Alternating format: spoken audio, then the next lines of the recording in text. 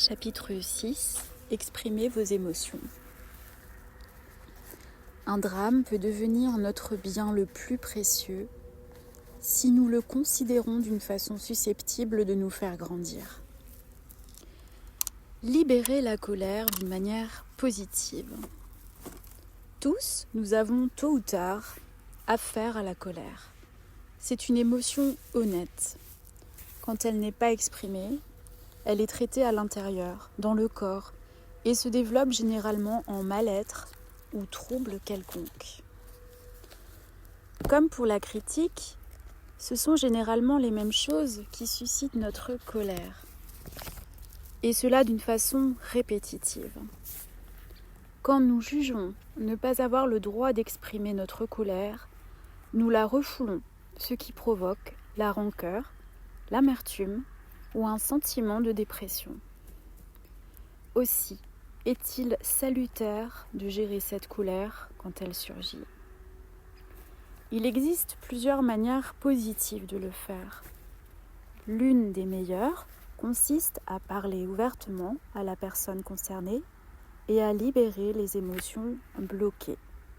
Vous pouvez dire « Je vous en veux parce que… » Quand on a envie de crier contre quelqu'un, c'est que la colère couve depuis longtemps, souvent en raison d'une impossibilité de parler à la personne. Aussi, la seconde meilleure façon de vous affranchir de cette colère est de vous adresser à la personne dans le miroir.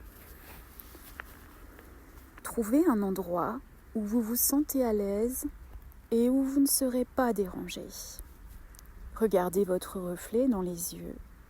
Si vous n'y parvenez pas, concentrez-vous sur votre nez ou votre bouche. Voyez vous-même et ou la personne à qui vous reprochez d'avoir mal agi envers vous. Replacez-vous dans le contexte où vous vous êtes emporté et laissez la colère affluer de nouveau en vous. Commencez à expliquer à cette personne la raison exacte de votre ressentiment. Exprimez-lui toute votre colère. Vous pourriez dire une chose du genre « Je suis en colère contre toi parce que… Je suis blessée parce que tu… J'ai très peur parce que tu… » Laissez sortir toutes vos émotions. Si vous éprouvez le besoin de vous exprimer physiquement, prenez des coussins et frappez. N'ayez pas peur de laisser votre colère se déployer. Vous n'avez déjà que trop longtemps jugulé vos émotions. Vous n'avez aucune raison de vous sentir coupable ou honteux. Rappelez-vous que nos émotions sont des pensées en action. Elles servent à un but et quand vous les évacuez de votre esprit et de votre corps, vous permettez à un nouvel espace de se créer pour d'autres expériences plus positives. Quand vous avez fini d'exprimer votre colère, efforcez-vous de pardonner. Le pardon est un acte de liberté pour vous-même, car c'est vous qui en bénéficierez. Si vous ne pouvez pardonner à quelqu'un, alors cet exercice devient une simple affirmation négative et ne vous aidera pas à guérir. Il y a une différence entre libérer et simplement ressasser de vieilles rancœurs. Vous pourriez dire par exemple « Bien, cette situation est réglée. Elle appartient désormais au passé. Je n'approuve pas ton attitude, mais je comprends cependant que tu faisais de ton mieux avec la connaissance et la compréhension que tu avais sur le moment. Quant à moi, j'en ai fini avec cela. Je te libère. Tu es libre et je suis libre. » Vous devrez peut-être répéter cet exercice plusieurs fois avant de vous sentir réellement débarrassé de votre colère. Vous souhaiterez peut-être aussi travailler sur une colère spécifique ou sur plusieurs. Faites ce qui vous semble bon pour vous. Il existe encore d'autres méthodes pour décharger sa colère. Vous pouvez hurler dans un oreiller, donner des coups de pied dans des coussins, vous acharner sur un matelas ou un punching ball. Vous pouvez écrire une lettre de haine et la brûler ensuite.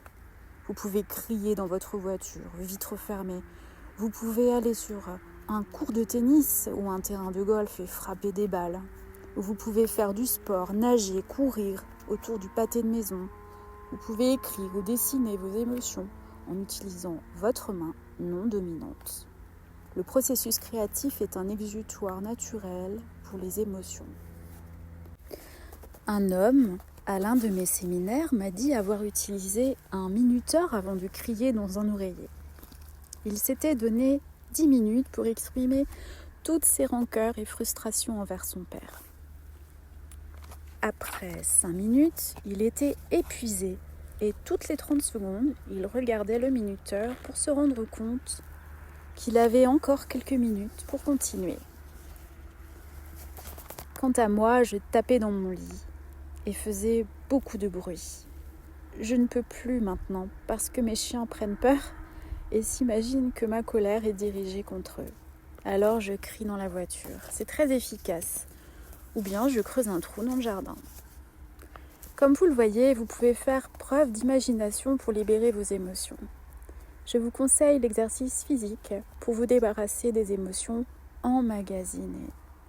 Sans prendre de risques, ne soyez pas imprudent. Ne mettez personne en danger, ni vous, ni les autres. Pensez aussi à communiquer avec votre pouvoir supérieur. Allez en vous chercher la réponse à votre colère. Elle existe et vous la trouverez.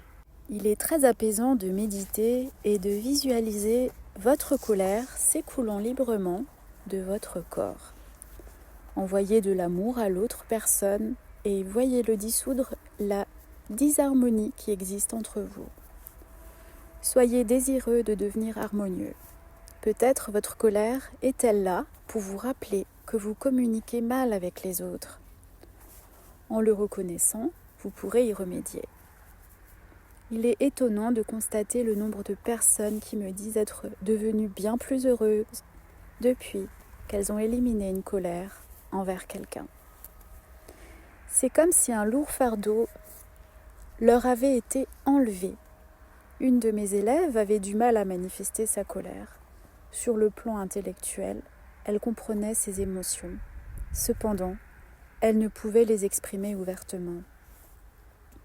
Une fois, elle se permit de le faire et martela ses oreillers, hurla et traita sa mère et sa fille alcooliques de tous les noms. Et elle se sentit soulagée d'un poids énorme. Quand sa fille lui rendit visite, ensuite, elle se jeta à son cou. Elle avait permis à l'amour de pénétrer en elle à la place laissée vacante par la colère.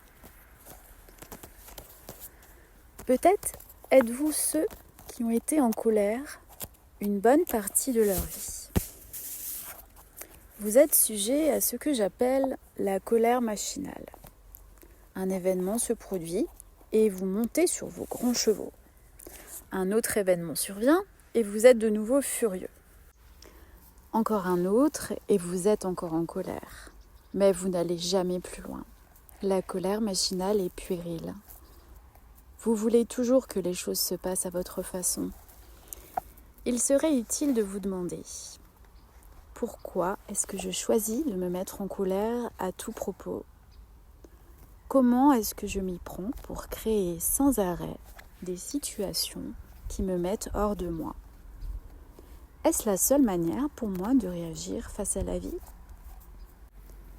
Est-ce ce que je désire ? Qui suis-je encore en train de punir ou d'aimer ? Pourquoi est-ce que je veux être dans cet état ? Quelle est, selon moi, la raison de ces colères ? Quelle image de moi est-ce que je projette ?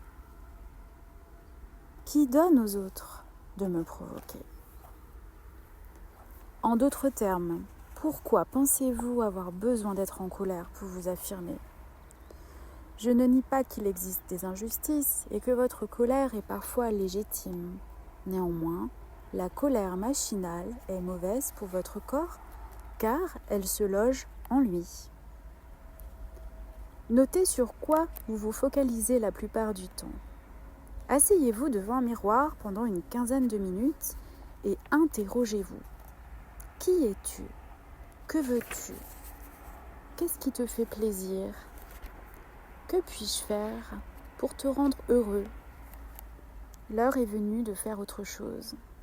Créez un nouvel espace en vous pour l'amour, l'optimisme et la joie. Nombreux sont ceux qui deviennent irritables dès qu'ils sont au volant. Ils expriment souvent leurs exaspérations envers les mauvais conducteurs. Les écarts de conduite automobile d'autrui ont depuis longtemps fini de me contrarier. Ma façon de conduire est la suivante. D'abord, j'émets de l'amour dans la voiture quand j'y monte. Ensuite, je sais et j'affirme que je suis toujours entourée de conducteurs fantastiques, émérites et heureux. Je ne suis entourée que de bons conducteurs. Grâce à mes croyances et mes affirmations, il m'arrive rarement de rencontrer des chauffards. Ils sont ailleurs, en train d'ennuyer ceux qui crient et brandissent le poing. Votre voiture est un prolongement de vous-même. À l'instar, toute chose ou tout être, aussi, mettez de l'amour en elle et envoyez-en aux autres, dans les rues et sur les routes. Pour moi, les pièces de votre voiture sont analogues aux parties de votre corps. Par exemple, une de mes élèves se plaignait de n'avoir aucune visibilité. Elle ne voyait pas où sa vie la menait, ni où elle souhaitait aller. Un matin, elle se réveilla pour constater que son pare-brise avait été cassé. Un homme que je connaissais se trouvait coincé dans son existence. Il n'avançait pas, ne reculait pas non plus, mais demeurait sur place.